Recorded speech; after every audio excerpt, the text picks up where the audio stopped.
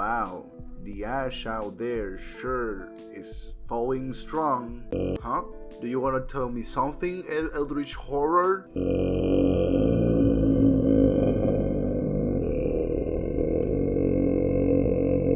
What did you say, Unimaginable Horror? That our YouTube video machine broke?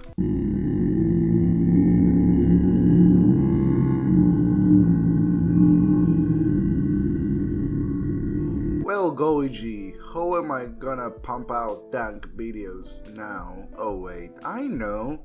Let's do a YouTube extravaganza.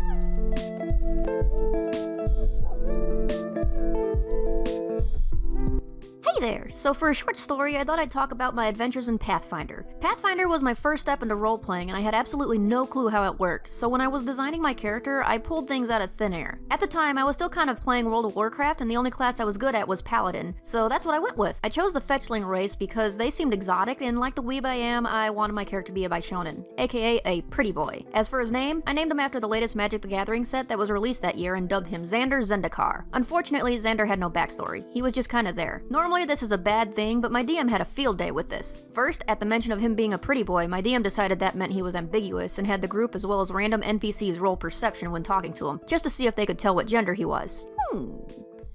Are you a girl or a boy? Second, while joking about a brothel we came across, my GM established it as a key part of his backstory, where Xander in his infinite wisdom would pay the brothel women to go to the fair with him on his days off. And that's it, because you know, celibacy and stuff. We did come across a halfling that heard of Xander's exploits in the red light district and asked how he maintained his paladin status despite such activities. Of course, Xander had no idea what he was talking about, and it turned into a sex ed lesson. From a halfling that looked to be about 10 years old, Xander also loved magical creatures. Once while wandering through a forest on a magical ley line, we encountered these little tree people who could fit in the palms of your hands. They would watch us as we walked down the path, and Xander rolled diplomacy to make friends with them. He landed a nat 20, and these creatures instantly warmed up to him, and the GM, in his amazingness, even had one little tree folk with a wooden top hat and a monocle tip his hat at Xander. It was amazing. Xander was not afraid to fight and chose the bird folk in his group as his designated squishy to protect after she essentially died twice and began suffering PTSD. This campaign lasted for a few years, but members of the group moved away and we sort of disbanded. Our ultimate goal was to stop a lich from using the orcs to take over the world, but our last session ended on everyone bribing Xander with cookies so he wouldn't impatiently run off into the sunset looking for undead to battle. Wow, Reba Derps is like a breath of fresh air in this channel. Usually we don't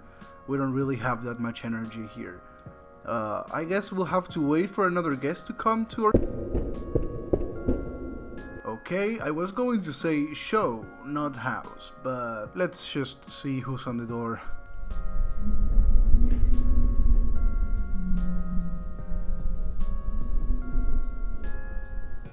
Letter. Wow, that's unusual. So let's see. Alright, quick backstory. In the beginning of this campaign, my 3 unusual players carried out a quest to find a blue fern. One character in particular, Xavier Belreal, is a big-headed semi-famous actor of fighting roles with that 7 intelligence, meaning he is illiterate and not that intelligent. And before continuing their journey, he made this little spiel before they went to find the fern. We don't want to surprise the ferns. We need to like sneak up on them and attack them like when their backs are turned, I think. I think that's is like their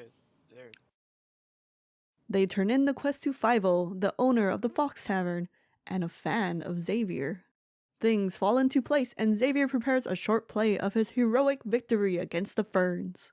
And no, it wasn't magical ferns or fern creatures. All they did was find a simple fern. During the session, he actually drew the script. So I want to rehearse. I'm ready. Yeah. Okay. honestly, if you can make it so you can see. I can kind of see it. I can't see too much. It's too much white. Yeah. Okay. Okay. Wait. I like it. Okay. Okay, it's you If you slaying make mine the big, monster. it's easier. Oh yeah, it would be easier, huh? Hold on. The forest. Oh, it's because you got right. Every time it dawns on me. And so, here is Xavier Saves the World, Part 1. Bum, bum, bum, bum. Hello everyone, welcome to Fox Tavern. That's right, the Fox Tavern. As I'm sure you all know, I'm Xavier Belreal. This story tonight is an accurate representation of a true story that happened this morning. The things you will see are exactly how it happened. Based on a true story, I present to you Xavier Saves the World.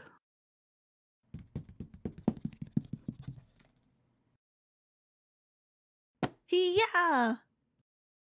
Oh no. I am so hurt. I need help. Who will help me? No! I am not strong enough. How could I ever do this? Wait. Yes, I can. This is my chance for redemption. You're okay, pal. By the power of the gods, you will have life again. My name is Xavier Belreal, and you are welcome. Oh, thank you, Xavier, our savior. You are the greatest ever. That was great. Oh wow, this is the best mail I've ever received. It's also the only mail I've ever received, since a mailman has to die for us to get our mail. But anyways, let's go back to the TV.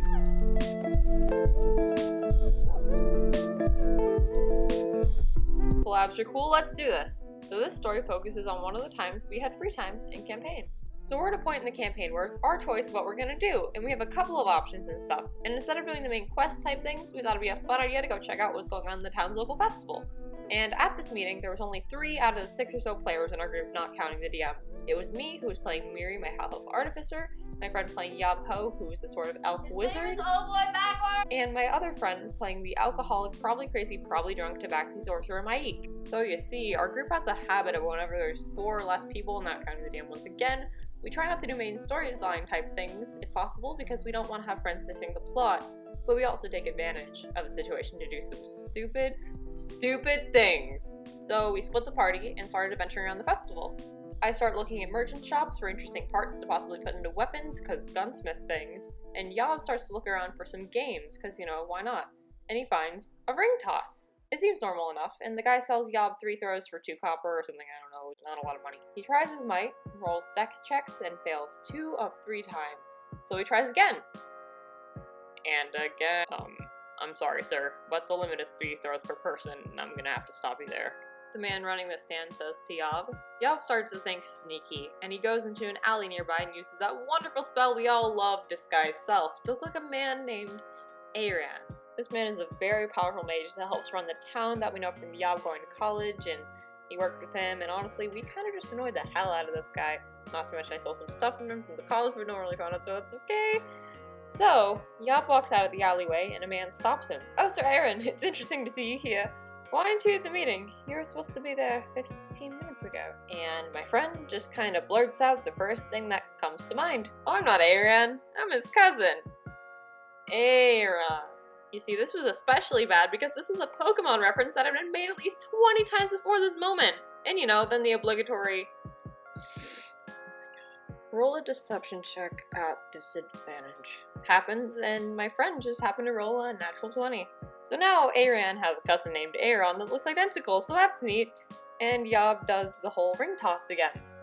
And loses. And then he does the whole disguise self thing again in the alleyway, but this time he decides to disguise himself as Miri. So that's fun, but as this is going on, Maik is deciding to try to cause a wreck and explosion in the town.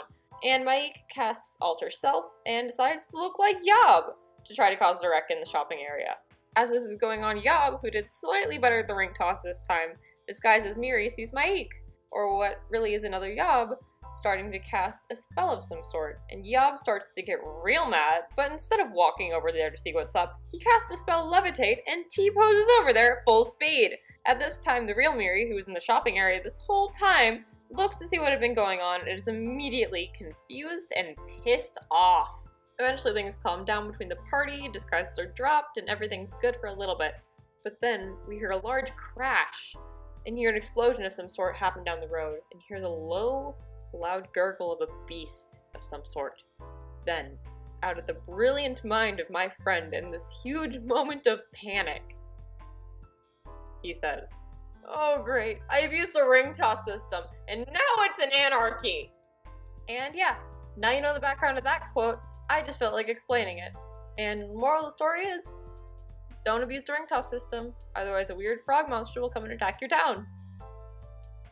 Yep, that's literally it. Oh my god, Tori is the cutest thing ever. I mean, it's adorable, I love it. I wish I had a heart so I could love this more, but I don't. I suck the energy of the souls of my enemies. But anyways, last but not least, our final guest.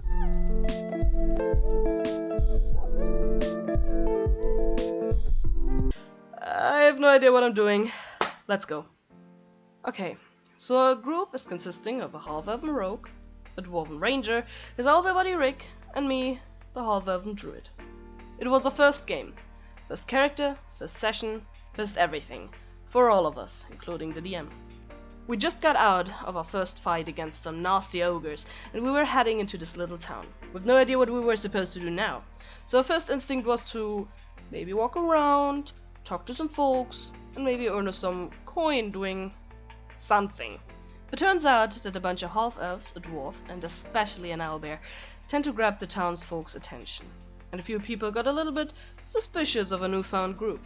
So a dwarf went a little further ahead, trying to sell a few of his wooden figures, and left me babysitting the rogue and the owlbear. So he walks around, looking for someone to sell his stuff to, and he rolls for it. And he finds this very old, very small man walking around on his cane.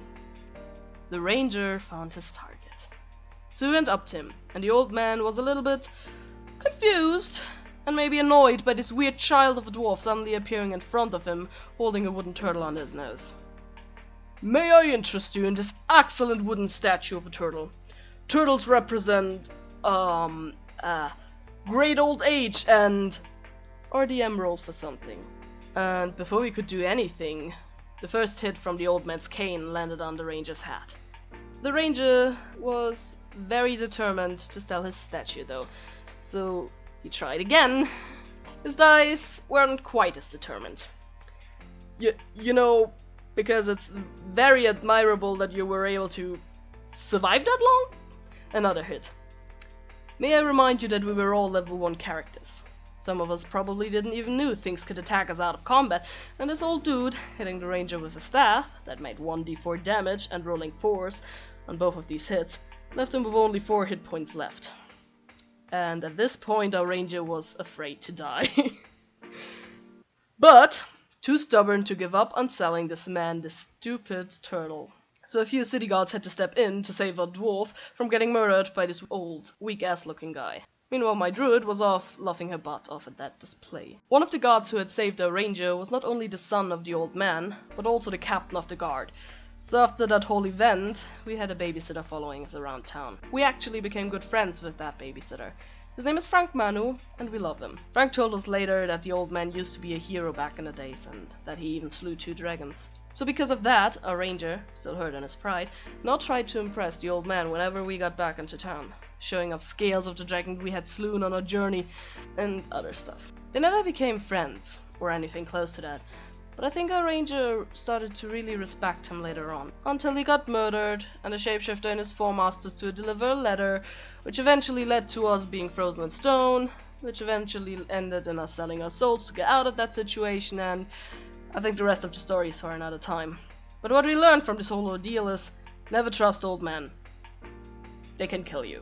Holy smokes, look at the detail, the colors, the movement, everything is so beautiful. Oh my god, Safi, your stuff is amazing. Holy shit, that was great. Oh wow, those YouTubers were amazing. I wish I had a description box with links to their channels. If I could had the ability to scroll down and click show more to see links to every single amazing artist that appeared in this video today. Oh boy, I would click it right now. My video making machine might be broken, but I can still tell you a short story, guys. This short story is about a level 10 one-shot I did with some friends. I was a dwarf barbarian. My friend that plays Bob the Wizard, Santino, he was playing another wizard, and then Leon, a friend of ours, was playing a level 10 rogue. So the whole campaign went as follows. The wizard and I would fight enemies until we are almost dead, and then the rogue would finish off the enemy after slacking off the whole battle, and after we'd wake up from the battle because we would fall unconscious, he would brag about how he beat the enemy alone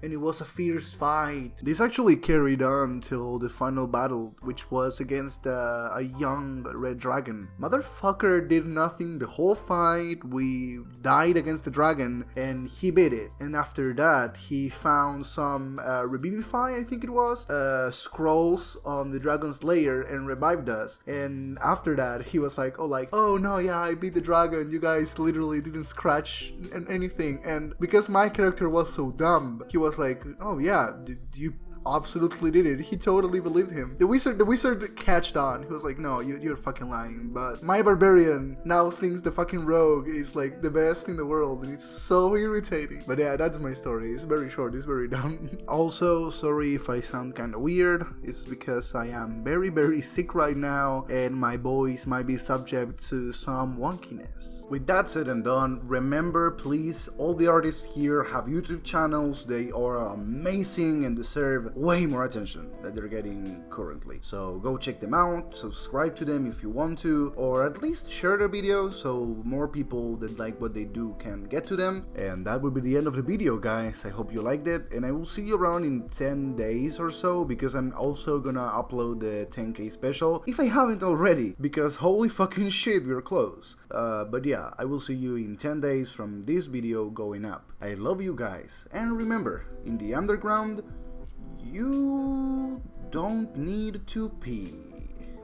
Bye-bye. En la vida conocí mujer igual a la flaca, por el negro de La Habana, tremendísima mulata, 100 libras de piel y hueso, 40 kilos de salsa en la cara, 2 soles que sin palabras hablan, que sin palabras hablan. La flaca duerme de día, dice que así el hambre engaña. Cuando cae la noche baja a bailar a la tasca, y bailar y bailar y tomar una cerveza tras otra, pero ella nunca engorda, pero ella nunca engorda. Por un beso de la flaca haría lo que fuera, por un beso de ella aunque solo uno fuera, por un beso de la flaca haría lo que fuera, por un beso de ella aunque solo